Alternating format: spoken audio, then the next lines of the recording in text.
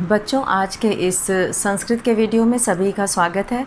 कक्षा 8 की संस्कृत की व्याकरण पुस्तक व्याकरण निधि का आज हम लोग 5वां अध्याय करेंगे, जो है कारक व उपपद विभक्ति। कारक के बारे में सभी जानते हैं कि कर्ता, कर्म, करण, संप्रदान, अपादान, संबंध, अधिकरण, संबोधन, ये सब कारक हैं और इनका कारक चिन्ह होता है और उसी अर्थ में उसका प्रयोग किया जाता है। तो शुरू करते हैं कारक व उपपद विभक्ति। कारक क्या होता है? कारक जैसे मोहनः पाठम पठति, मोहन पाठ पढ़ता है। मोहनः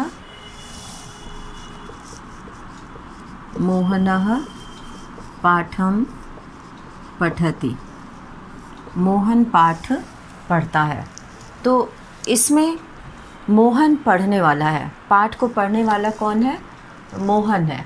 मोहन पाठ को पढ़ रहा है, तो अतः मोहन करता है। ये मोहन जो है ये करता है और मोहन पाठ को पढ़ रहा है, अतः मोहन करता है। और मोहन तथा पाठ का पठति क्रिया से संबंध है। मोहन पढ़ता है और मोहन पाठ को पढ़ता है, तो इन दोनों का संबंध पठति क्रिया से है। तो इसलिए जो है ये क्रियापद है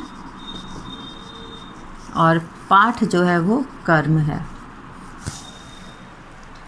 तो संज्ञा या सर्वनाम के जिस रूप से क्रिया का साक्षात संबंध हो, जैसे मोहन का संबंध पठति क्रिया से है, पढ़ने का कार्य मोहन कर रहा है, तो इसलिए और पाठ को पढ़ रहा है, तो इसमें जो है क्रिया का संबंध होने के कारण ये कारक कहलाते हैं। तो संज्ञा या सर्वनाम के जिस रूप से क्रिया का साक्षात सीधा संबंध हो उसे कारक कहते हैं। और भाषा में अर्थ की पूर्ण अभिव्यक्ति वाक्य के द्वारा होती है। अलग अलग स्वतंत्र शब्द वक्ता का अभिप्राय स्पष्ट नहीं कर पाते और हिंदी में कारक के चिन्ह शब्दों से अलग लिखे जाते हैं, किंतु संस्कृत में कारक के द्योतक प्रत्यय शब्दों के साथ जुड़े होते हैं। कारक जिनसे पहचानते हैं वो शब्द के साथ जुड़े रहते हैं। तो क्रिया के साथ संबंध के आधार पर कारकों की संख्या 6 मानी जाती है। कर्ता, कर्म, करण, संप्रदान, अपादान और अधिकरण। संबंध और संबोधन को विभक्ति नहीं माना जाता है, क्योंकि उसका क्रिया से साक्षात संबंध नहीं होता है। तो संज्ञा आदि शब्दों के क्रिया के साथ संबंध प्रकट करने के लिए जो प्रत्यय लगाया जाता है उसे कारक विभक्ति कहते हैं। अर्थात विभक्तियों से प्रकट होता है कि अमुक शब्द किस कारक का है, और इन प्रत्ययों का काम है शब्दों के परस्पर संबंध का विभाजन करना, इसलिए इन्हें विभक्ति कहा जाता है। साधारणतः कर्ता के लिए प्रथमा, यहाँ पे कर्ता में प्रथमा विभक्ति हो गई, यहाँ पे प्रथमा विभक्ति हो गई। कर्म में द्वितीया विभक्ति होती है। तो इस तरह से इस वाक्य में प्रथमा और द्वितीया विभक्ति का प्रयोग हुआ है। कर्ता के लिए प्रथमा विभक्ति का प्रयोग हुआ है और द्वितीया कर्म के लिए द्वितीया विभक्ति का प्रयोग हुआ है। तो इस तरह से करण के लिए तृतीया, संप्रदान के लिए चतुर्थी, अपादान के लिए पंचमी और संबंध के लिए षष्ठी, अधिकरण के लिए सप्तमी का प्रयोग किया जाता है। और षष्ठी विभक्ति संबंध का बोध कराती है, किंतु संबंध को कारक नहीं कहा जाता है, क्योंकि एक संज्ञा शब्द का दूसरे संज्ञा शब्द से संबंध बताने के लिए षष्ठी विभक्ति का प्रयोग किया जाता है। जैसे दशरथ का पुत्र राम, तो यहाँ पे दशरथ से संबंध बताने के लिए षष्ठी विभक्ति का प्रयोग किया गया है। इसी प्रकार संबोधन का भी क्रिया से सीधा संबंध नहीं होता है और इसीलिए जो है ये कारक में नहीं गिने जाते हैं। यहाँ पर कारक और विभक्ति का पूरा दिया हुआ है। कर्ता ने प्रथमा विभक्ति, कर्म को द्वितीया विभक्ति, करण से तृतीया विभक्ति, संप्रदान के लिए चतुर्थी विभक्ति, अपादान से अलग होने के अर्थ में पंचमी विभक्ति और संबंध का की के षष्ठी विभक्ति, अधिकरण में पर सप्तमी विभक्ति और संबोधन हे अरे ये जो है संबोधन में प्रयोग होता है। और कर्ता कारक जो है वो क्रिया को करने वाला कर्ता होता है और कर्ता के लिए प्रथमा विभक्ति का प्रयोग करते हैं। बालकः में प्रथमा विभक्ति है। कर्म कारक, जैसा कि यहाँ पे वाक्य है, मोहन पढ़ता है, मोहन कर्ता हो गया और पाठ को पढ़ता है, तो इसमें द्वितीया विभक्ति हो गई। कर्म कारक, तो ये 2 का उदाहरण यहाँ पर दिया हुआ है। करण कारक किसी कार्य को पूरा करने में जो साधन सहायक होता है, जैसे कि बालकः कलमेन लिखति, बालकः कलमेन लिखति, बालक कलम से लिखता है। तो यहाँ पे लिखने की क्रिया जो है इसमें सहायता कर रहा है कलम, तो कलमेन यहाँ पे कलम में तृतीया विभक्ति हो गई, क्योंकि इसकी सहायता से ही लिखने का कार्य बालक कर रहा है। तो यहाँ पे कलमेन में तृतीया विभक्ति हो गई। और इसी तरह से चतुर्थी विभक्ति संप्रदान, संप्रदान का अर्थ होता है देना, जिससे कोई वस्तु दी जाती है या जिसके लिए कोई कार्य किया जाए या उसे संप्रदान कहते हैं। जैसे कि पिता पुत्राय पुस्तकम यच्छति, पिता पुत्र के लिए किताब देता है, पुस्तक देता है। तो यहाँ पे नृपः भिक्षुकाय अन्नम यच्छति, राजा भिक्षु के लिए, भिखारी के लिए अन्न देता है। तो इस तरह से यहाँ पर चतुर्थी विभक्ति का प्रयोग है। अपादान कारक किसी वस्तु के दूसरी वस्तु से अलग होने के भाव को बताने वाला अपादान कारक होता है। जैसे वृक्षात् पत्राणि पतन्ति, पेड़ से पत्ते गिरते हैं। तो यहाँ पे वृक्षात् यानी कि पेड़ से अलग हो रहे हैं, इसलिए इसमें पंचमी विभक्ति का प्रयोग हुआ है। तो किसी एक वस्तु से दूसरी वस्तु के अलग होने पर। और संबंध कारक है, किसी व्यक्ति का दूसरे व्यक्ति या वस्तु से संबंध बताया जाता है, तो वहाँ पर संबंध कारक होता है। जैसे रामः दशरथ से पुत्रः आसीत्, राम दशरथ के पुत्र थे। इस वाक्य में जन्य जनक संबंध दर्शाया गया है, अतः दशरथ में षष्ठी विभक्ति का प्रयोग हुआ है। 7वां है अधिकरण कारक।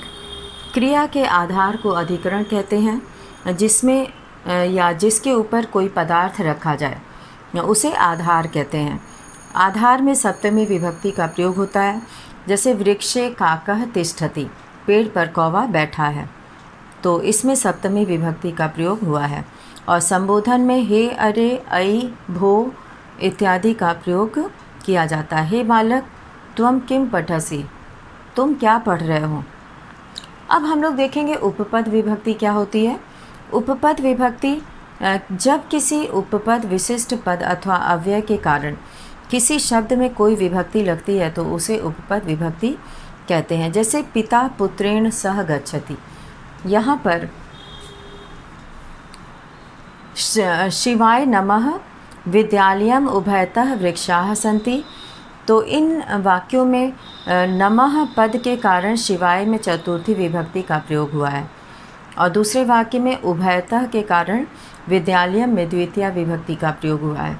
तो विद्यालयम उभयतः वृक्षाः सन्ति, तो यहाँ पे उभयतः जो है वो उपपद विभक्ति, ये अव्यय है और उभयतः के कारण यहाँ पर द्वितीया विभक्ति का प्रयोग हुआ है, विद्यालयम हो गया है।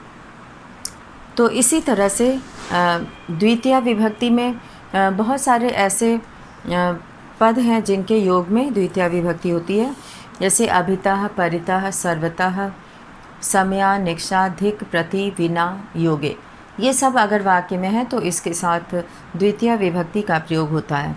जैसे सह वनम प्रति अगच्छत, यहाँ प्रति के योग में वनम में द्वितीया विभक्ति हुई है। और धनम विना सुखम न अस्ति, तो यहाँ पे विना के अर्थ में धनम में द्वितीया विभक्ति का प्रयोग हुआ है। और तृतीया विभक्ति सह साकम सार्धम अलम प्रयोजनम विना योगे तृतीया। तो यहाँ पर जो है समयवाचक शब्दों में तृतीया विभक्ति होती है और अंग से हीन होने में अथवा लक्षण सूचक हो चिन्ह में तृतीया विभक्ति होती है। तो अंग विकारक होने पे, जैसे कि बालः नेत्राभ्याम अंधा अस्ति, बालक आँखों से अंधा है, तो यहाँ पे अंधा जो है वो अंग से हीन होना है, अर्थात अंग विकार है, तो इसीलिए यहाँ पर तृतीया विभक्ति का प्रयोग किया गया है द्विवचन का, क्योंकि आँख दो होती है तो इसलिए द्विवचन का प्रयोग है। अब चतुर्थी विभक्ति में जैसे नमः, स्वस्ति, स्वाहा, अलम के योग में चतुर्थी विभक्ति होती है। रुच, क्रोध, ईश, असूय, स्पृह धातुओं के योग में चतुर्थी विभक्ति होती है। जैसे गुरवे नमः, यहाँ गुरवे में चतुर्थी विभक्ति है। और बालकाय मोदकम रोचते, बालक को लड्डू अच्छा लगता है। पिता पुत्राय क्रोधयति, पिता पुत्र पर क्रोधित होता है। तो इस तरह से यहाँ पर क्रुद्ध धातु के योग में चतुर्थी विभक्ति का प्रयोग है। और इसी तरह से पंचमी विभक्ति का होता है विराम, प्रमाद, जुगुप्सा, डर, भी और बहि, ऋते, विना, अनंतरम पदों के योग में पंचमी विभक्ति का प्रयोग होता है। और षष्ठी भी, जैसे बालः सर्पात बिभेति, बालक सांप से डरता है। सज्जनः पापात जुगुप्सते, तो यहाँ पर षष्ठी विभक्ति है। निर्धारण तथा तुल्य अर्थ वाले शब्दों में षष्ठी विभक्ति होती है। जैसे पुरतः, पृष्ठतः, वामनः, दक्षिणतः आदि दिशावाचक शब्दों तथा ऊपरी अधः के योग में षष्ठी विभक्ति होती है। जैसे कालिदासः कविनां श्रेष्ठः अस्ति, पुत्रः पितुः तुल्यः अस्ति, कालिदास कवियों में श्रेष्ठ हैं और वृक्ष के ऊपर पक्षी बैठे हैं। देवालयस्य पुरतः वृक्षाः सन्ति, तो यहाँ षष्ठी विभक्ति का प्रयोग हुआ है। और सप्तमी विभक्ति यानी कि स्नेह, स्नेह करना, और विश्वस धातुओं के योग में सप्तमी विभक्ति होती है। श्रेष्ठता निर्धारणे, आधारे में जो है सप्तमी विभक्ति का प्रयोग होता है। कुशल, पटु, प्रवीण, दक्ष आदि शब्दों के योग में सप्तमी विभक्ति का प्रयोग होता है। जैसे कि मूर्खः दुष्टे विश्वसिति, मूर्ख दुष्ट पर विश्वास करते हैं। छात्रेषु राघवः श्रेष्ठः अस्ति, छात्रों में राघव श्रेष्ठ है। अब हम लोग यहाँ पर अभ्यास कार्य करेंगे जिससे कि कुछ प्रश्नों का अभ्यास होगा।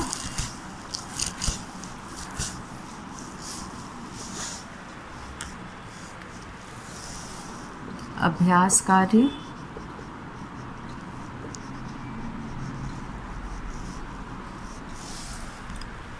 कोष्ठक में पहला प्रश्न है। इसमें कोष्ठक में दिए हुए शब्दों के उचित रूप से रिक्त स्थान पूर्ति कीजिए। नमः, नमः के योग में शिव दिया है तो शिव में चतुर्थी विभक्ति हो जाएगा। नमः के योग में चतुर्थी विभक्ति होती है तो क में हो जाएगा शिवाय, शिव में चतुर्थी विभक्ति लगेगी, शिवाय हो जाएगा। ये अकारांत पुल्लिंग है तो बालक की तरह रूप रहेगा। चतुर्थी विभक्ति में बालकाय होता है तो यहाँ पे शिवाय हो जाएगा। ऋते न मुक्ति, ज्ञान, ज्ञान के बिना मुक्ति नहीं है तो ज्ञानात् हो जाएगा।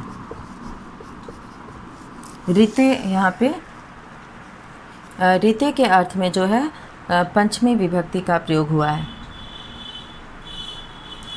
तो यहाँ पे ऋते का मतलब होता है बिना, ज्ञान के बिना। हरिः श्रेष्ठः अस्ति, तो श्रेष्ठता बताने के लिए यहाँ पे सप्तमी विभक्ति का प्रयोग है श्रेष्ठता के निर्धारण में, तो छात्रेषु हो जाएगा। हरि छात्रों में श्रेष्ठ है तो छात्रेषु। घ है स्वाहा, स्वाहा के योग में यहाँ पे अग्न्ययी, स्वाहा, तो यहाँ पे स्वाहा, स्वधा, अलम चतुर्थी विभक्ति का प्रयोग है तो अग्न्ययी।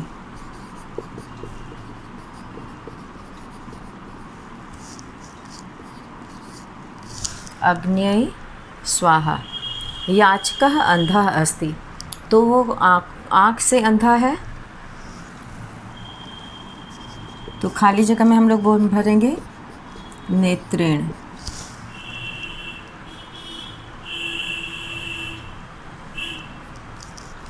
तो वह आँख से अंधा है।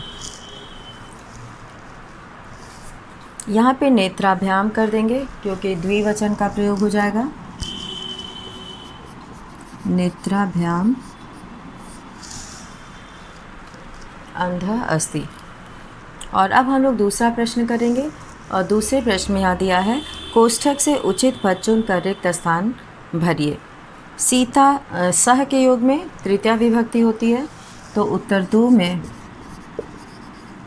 यहाँ पर हो जाएगा रामेण। तृतीया विभक्ति रामेण होता है, बालक से बालकेन, राम से रामेण। अलम विवादेन विवादात, विवादेन हो जाएगा। अलम के योग में तृतीया विभक्ति होती है। और बहि छात्रः तिष्ठति, बाहर छात्र हैं। विद्यालयात, विद्यालय के बाहर, विद्यालयात।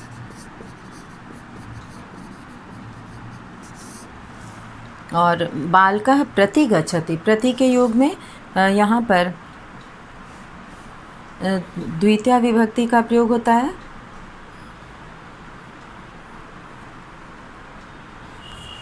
तो सह वनम प्रति गच्छति, तो यहाँ पर पद है बालकः नगरम प्रति गच्छति, तो यहाँ पे नगरम हो जाएगा। और अंगा है, यहाँ पे हम लोग करेंगे आगे का अंगा। अंगा में हो जाएगा माता स्नेहयति, पुत्रे। स्नेह धातु के योग में पुत्रे होगा। कर्णाभ्याम, कानों से, बहरा है, द्विवचन का प्रयोग है यहाँ पे। अब है तीसरा प्रश्न कि स्थूल पदों में विभक्ति बताइए। गृहम, तो यहाँ पे विभक्ति बताना है।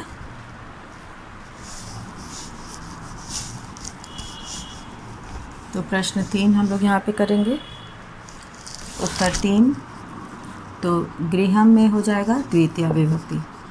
ये खाली जगह में भरना है द्वितीया विभक्ति। लवः रामस्य पुत्रः आसीत्, रामस्य षष्ठी विभक्ति, यहाँ पर षष्ठी लिखेंगे और ये खाली जगह में भरना है। और ग है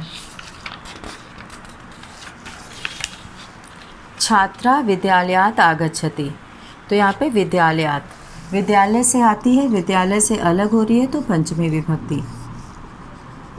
और घ है नृपः याचकाय अन्नम यच्छति, यहाँ पे यच्छ धातु के अर्थ में चतुर्थी विभक्ति का है, देने के अर्थ में चतुर्थी विभक्ति का प्रयोग होता है। और अंगा है सेवकः हस्तेन भारम नयति, हाथ से भार ढोता है, तो यहाँ पे तृतीया, हस्तेन तृतीया विभक्ति। तो इस तरह से इसमें ये हुआ। और चौथा प्रश्न है कि पदों का प्रयोग करते हुए वाक्य बनाइए। तो यहाँ पे बहुत सारे वाक्य बने हुए हैं और अपने से भी बनाया जा सकता है, छात्र बना सकते हैं अपने से भी। और इसमें जो है उत्तर 4 हम लोग करेंगे। उभयतः, यहाँ पर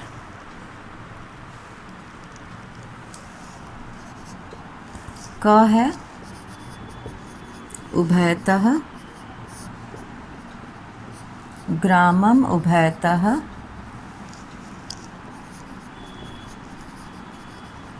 गांव के दोनों ओर वृक्षाः सन्ति, पेड़ हैं। दूसरा है प्रति,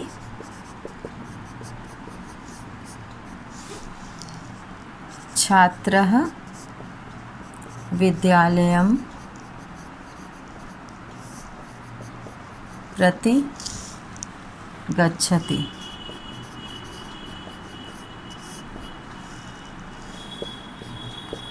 विना, अब सह है, सीता रामेण सह गच्छति।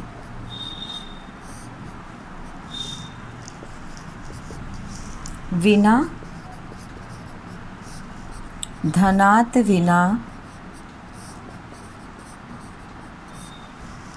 सुखम न भवति।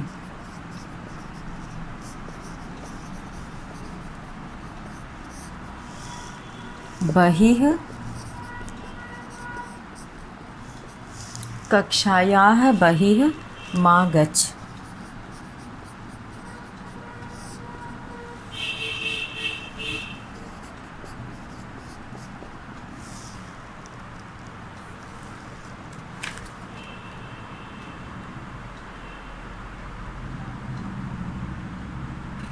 कक्षायाः बहिः मा गच्छ, कक्षा से बाहर मत जाओ।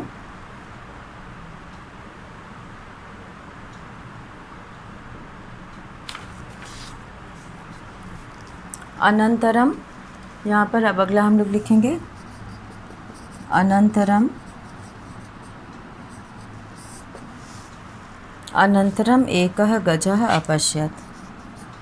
अनंतरम एकः गजः अपश्यत्। और अब है यहाँ पे 5वां प्रश्न।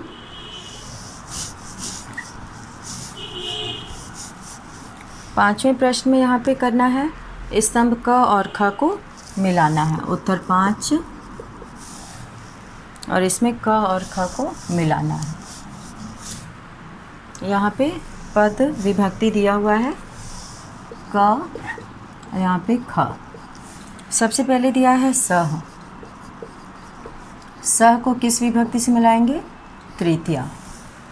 उभयतः, उभयतः को हम लोग मिलाएंगे द्वितीया से। उसके बाद है नमः। नमः को मिलाएंगे चतुर्थी से। और फिर है हम लोग मिलाएंगे बहिः। बहिः को मिलाएंगे हम लोग पंचमी से। और फिर है धिक्।